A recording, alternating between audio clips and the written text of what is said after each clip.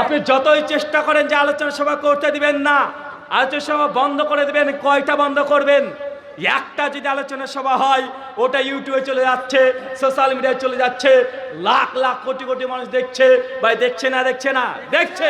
তাই যতই আমাদের মোদী সরকার বলে দিক না কেন, পিস টিভি ইন্ডিয়া থেকে নিষিদ্ধ, পিস টিভি আর চালানো যাবে না। পিস টিভিকে ঠেকাবেন কিভাবে? পিস টিভিতে এখন মোবাইল অ্যাপস দিয়ে দেখা যায়, পিস টিভিতে এখন মোবাইলের দ্বারা দেখা যায়, পিস টিভির অ্যান্টেনা দিয়ে ভারতবর্ষে বসে দেখা যায়। ডক্টর জাকির নায়েকের পিস টিভি বন্ধ, কিন্তু ডক্টর জাকির নায়েক যে ইউটিউবে বক্তৃতা দিচ্ছে, ফেসবুকে বক্তৃতা দিচ্ছে, কতজনকে নিষিদ্ধ করবেন? কয়টা চ্যানেলকে নিষিদ্ধ করবেন?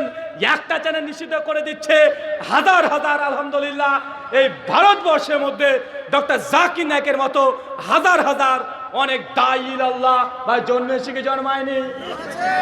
তাই আল্লাহ দিনকে